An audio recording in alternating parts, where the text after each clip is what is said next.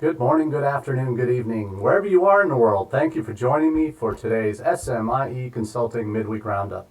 I'm your host, Marty Bennett, and today we're going to be taking a look at 3 issues from this past week's international education news, and we'll be sharing with you some thoughts on where these topics might be impacting U.S. institutions and their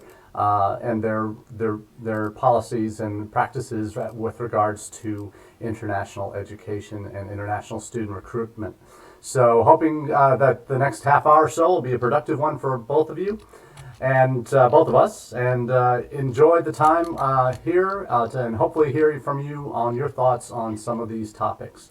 And again, for those who are new to this podcast, this midweek roundup, we do this live video every Wednesday, chatting about international education news and events and things that might be important for professionals in international student recruitment, international student advising, and we're looking forward to hearing your feedback today on how we might be able to help you become more astute in your international education policies and procedures. Each week we take our news stories that we cover here on the Midweek Roundup from our SMIE Consulting e-newsletter, and that's all the SMIE news fit to share.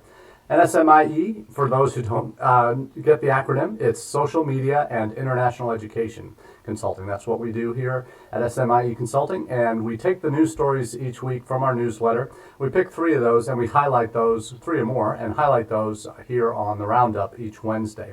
We also podcast the Midweek Roundup on all your favorite podcast providers: iTunes, Google Play, Podbean, Stitcher, and Spotify. So please, if you're a podcast listener and would rather listen to this rather than watch it, that's fine too. We have our YouTube channel and our Facebook videos page where you'll be able to see all the past versions of this. We've been doing these. This is the 62nd edition of the Midweek Roundup, and we're looking forward to many more to come. So for those who are interested in China, for those who have been watching the podcast or are listening to the podcast or watching the Midweek Roundup live each week, we do this. China is a hot topic, and there are several stories from our newsletter this week that are part of this first topic, and including my personal experience this week doing a presentation in Washington, D.C. on Monday for a group of Chinese counselors from all over China, from 10 different provinces. These are advisors and education counselors for Shorelight. They work on all things related to international admissions for Chinese students looking to come to U.S. institutions. And they brought some very interesting perspectives to bear. And I've highlighted some stories that are related to this topic.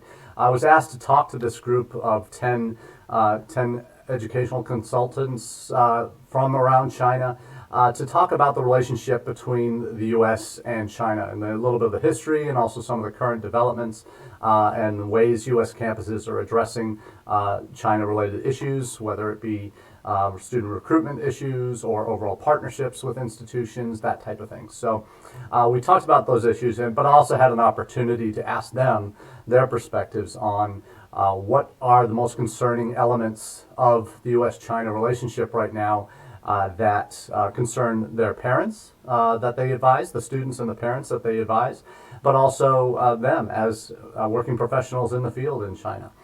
So, backdrop for all of this are several news stories over the last week that centered around the visa issues for Chinese students looking to come to the United States. One of those is related particularly to a comment that President Trump made last Friday, a week ago Friday, at a press conference, in response to a question about Chinese students having difficulties receiving U.S. visas. Backstory is that a year or so ago, the embassy in Beijing gave orders as a result of stricter requirements for vetting of students and scholars that were going into STEM fields in the United States for either research or study. And there was administrative processing that was put in place, and that's a dreaded two-word phrase that haunts most international student advisors and admissions folks because of the first time those words were used is post 9/11 for students from majority Muslim countries that were applying for U.S. student visas. They would go through administrative processing. The U.S. Embassy and some of the stories that we have that are profiled here are from Kaishen Tech. And there's a couple of stories. Kaishen is a Chinese news service that with an English service that has information about this, and I've highlighted several of these. But one of the comments on how this recent positive comment by President Trump, and the quote was, when he was asked about the visa issue, was, "We're going to be very good to Chinese students. We're not going to make it tough. We're going to make it right for everybody else." I'm not sure that's quite, obviously, grammatically correct. Is not a hallmark of our current president's comments and tweets, obviously. But certainly, it's the first time that we've really heard positive news from him that's specifically about student visas related to Chinese students. So we're going to be very good to Chinese students. So what does that mean? For those who know me well, I'm from Missouri, and I told the Chinese counselors this on Monday when I met with them. I said, "I'm from Missouri. You have to show me. It's not just you saying words that are meant to assuage a particular audience on a particular day. It's the fruit of who you are, whether it's good or bad fruit, is in your actions." And the actions, as we've seen over the years since this administration began adjusting its visa policies, have tended to portray an image of a country that is less than welcoming to international students. For a variety of reasons, that has panned out well with regard to visa restrictions, as we talked about, for STEM students coming to the U.S., delays on processing of OPT. We see it also in the recent deportation of returning Chinese students that were looking to come back to studies in Arizona, at Arizona State, and because of issues that are related to increasingly restrictive policies and practices related to Chinese students. So the reality is, frankly, that we don't know what to expect in terms of actual policy. But certainly the comments coming out seem to be a little bit of a cause for optimism, but certainly I'm not very overly optimistic, and the folks who wrote one of the articles we highlighted say that Chinese students and parents are also not overly optimistic and would be cautiously so moving forward. So there's certainly challenges here in what's going on. And the STEM processing, visa processing, that is being is an unmitigated disaster, as I'm concerned, in terms of the public relations impact of that in terms of the Chinese market. But you also see comments coming out in one of the stories from Kaishen, quotes an embassy source that this administrative processing is for an indefinite period. That there's no limit in terms of how long it's going to take for this indefinite processing to this administrative processing to happen. So there's some real challenges here, and when we look at how that particular policy for STEM students applying for visas in China, does that have a huge impact on that market? Right now, when you look at the current Chinese students studying in the United States, there are 46% of them are studying STEM fields. So for visa renewals for this group, if they go back, if they need to go back and renew a visa, if they stay for a further degree, that would happen. If they have to go back at some point to renew a visa, the likelihood of them getting approved and being subjected to this indefinite administrative processing period is frankly a bit onerous, and certainly would give any rational student one pause to in terms of whether they want to go home or have to go home or not. There is also some data here or some messaging coming out of the embassy that there are no quotas for U.S. embassies telling Chinese students but you could potentially wait indefinitely as a result. They are being told, Chinese students seeking STEM programs are being told in Beijing now and throughout China that they should submit their visa application at least 120 days before their course starts. That's frankly the maximum time allowed by law or by the current immigration regulations that say 120 days is the earliest that you can apply for your student visa by filing the DS-160 form online and then having your visa interview at the embassy or consulate. So though there's no limits to the number of Chinese students who can get visas, they are subject to for STEM. They are subjected to administrative review of indefinite length. So the challenge is for some of the other data coming out from State Department says that Chinese student visa numbers in terms of approvals have been up over the last 3 or 4 years, year on year, and that that there has been a decrease in the number of rejections. And that may be true, but that may also be because those that are seeking STEM programs, they're never having decisions made on them because this administrative processing is an indefinite one. So I'll be really interested to get your comments on how you think this is progressing, and in terms of the impact for China, for Chinese students looking to come to the United States. And I will share with you some of the comments that I received from these agents from all over China about. When I asked them, what's your greatest concern? That you hear from students, that you hear from parents, and they quite clearly stated that it's a fear of whether they're going to be welcomed here.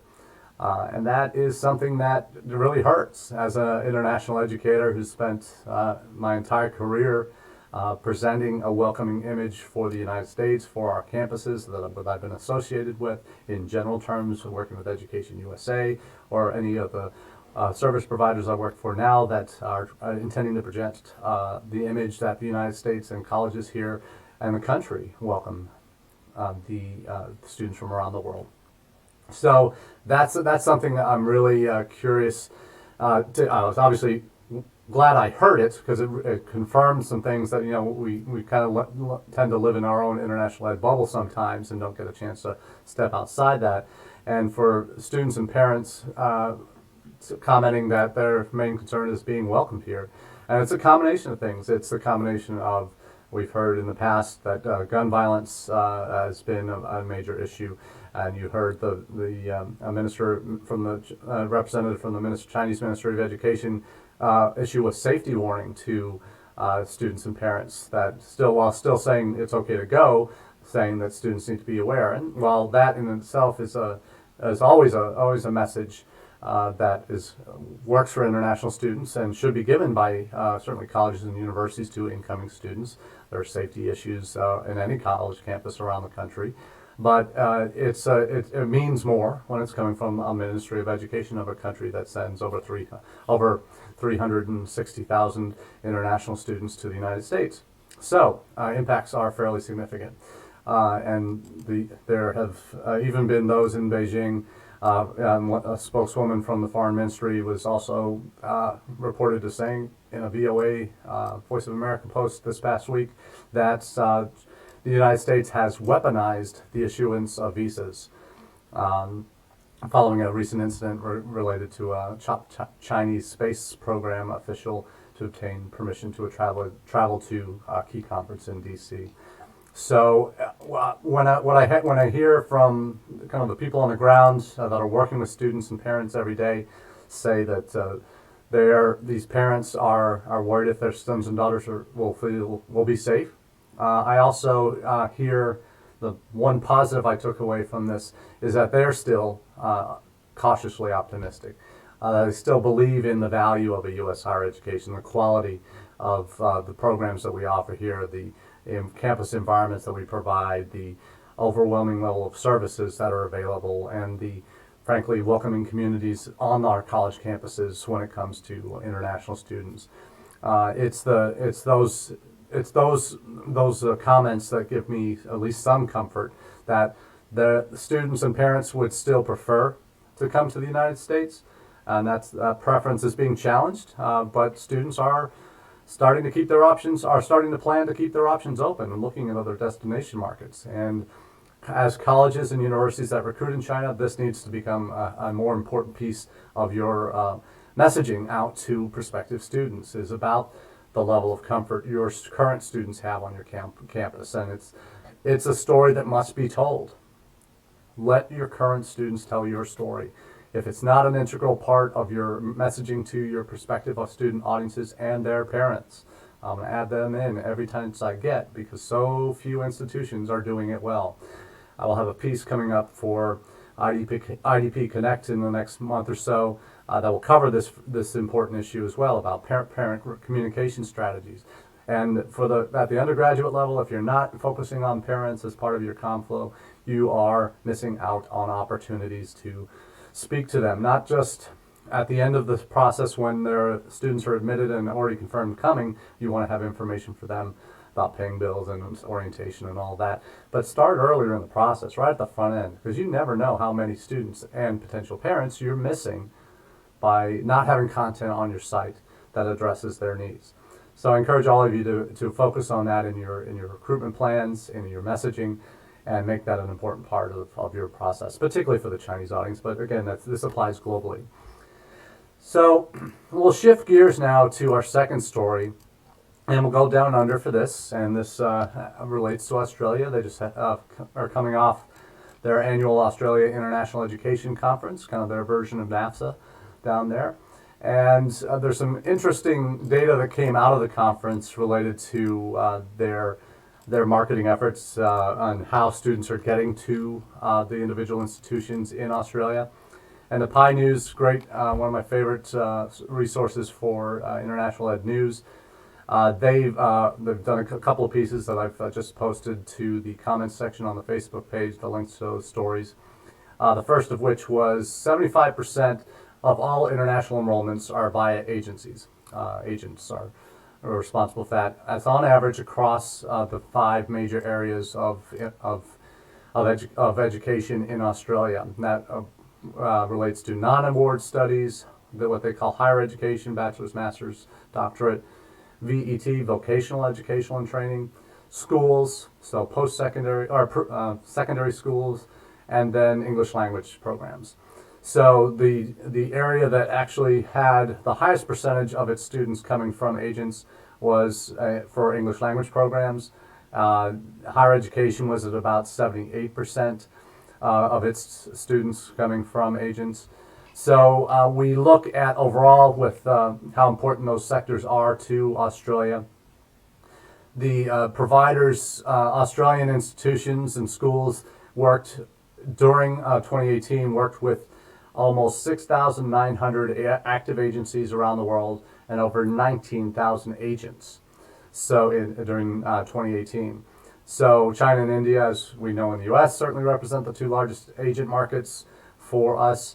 It is so as well for Australia. Nepal also ranks very high on their list in terms of agent markets. So what you do see is Brazil actually has the highest percentage of students coming from Brazil to Australia are coming through agents. 92% of Brazilian students studying in Australia are coming through agents. That's something that kind of blew my mind. Didn't realize how high that was in Brazil. So we look at Colombia, also 89%. So in Latin America, Brazil and Colombia are 2 of the more popular countries for students going to Australia now, and are very highly driven by agents in those countries working with Australian institutions. So this is something that certainly just pops off the page in terms of reports.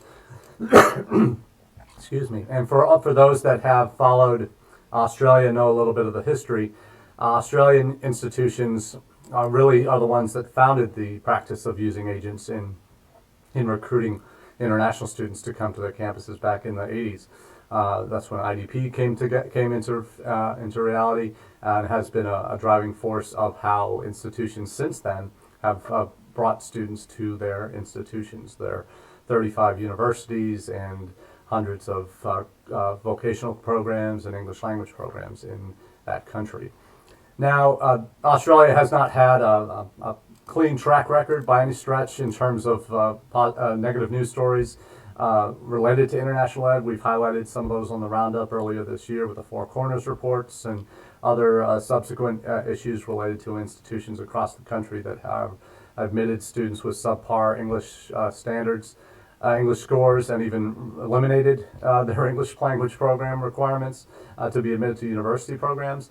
So there's a lot. There is certainly a dark underbelly there, as there is in the U.S. and every other country that recruits international students. But one of the highlights of the conference that shows that maybe there's a change of tack, necessarily from an institutional perspective, is one of the common consensuses from the conference is that the student experience for international students is one that deserves much more focus than it has been getting from universities. Rather seeing them, and which is refreshing from our perspective, rather than seeing these students as just dollar signs, seeing them as human beings who are coming to your country for a particular reason, to be educated, to contribute to your campuses, and to learn about your culture, as well as for Australians to learn about theirs. So there's this report is that the students are really their experiences on college and university campuses in Australia really needs to become a highlight of how institutions focus their time and effort, not just on the recruitment side, but particularly on the experiences these students have on your college campuses.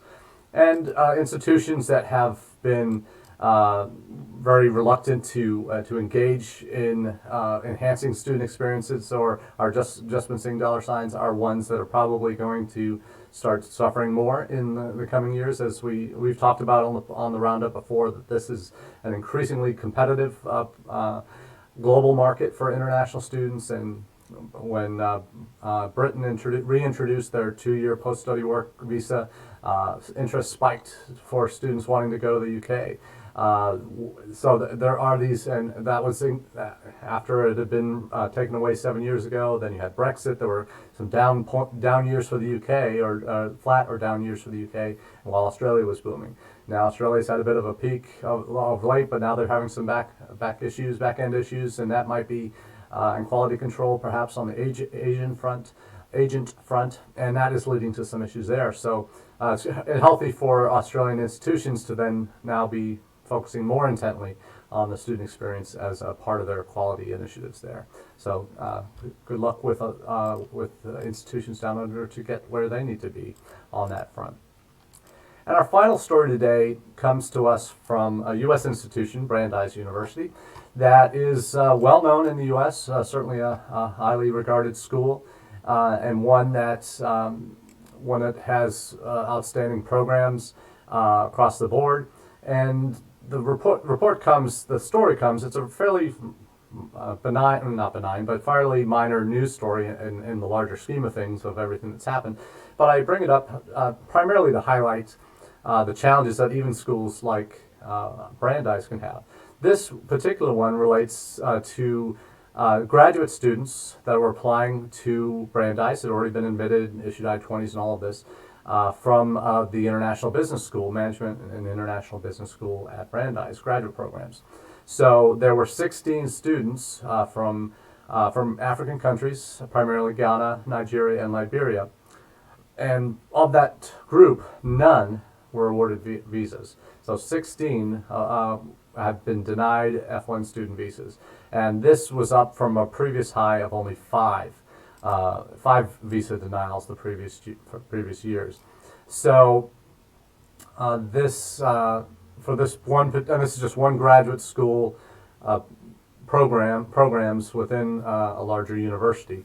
But this is of concern for the school, obviously the particular graduate school here, Heller School for Social Policy and Management, and the International Business School at Brandeis. So these students were not given specific reasons, and students rarely ever are, and they all fell under the 214B denial, which is the most common one for international students to be denied visas, which basically means they haven't overcome the presumption of immigrant intent, that they do intend to return to their home countries when they're done with their programs. So that is one that it's you never can really put your finger on it because it's a very subjective thing and down to the individual interpretation of the consular officer that does that visa interview, and that's not something that's earth-shatteringly new. It's just the way it's been done. That has always been the case because visa officers who do the interviews have that power to make or break students' dreams. And based on feelings they get during their interviews with students, this is if they feel something's wrong or they don't, the student doesn't get a chance to maybe doesn't express themselves well in response to certain questions, that can cause a student to be denied a visa. And I bring this up specifically because it's a large spike, 300% increase in visa denials in 1 year for a particular graduate program that is highly regarded. That for these students from Africa to be denied visas is a little bit troubling, and we'll never really know for sure what the reasons were.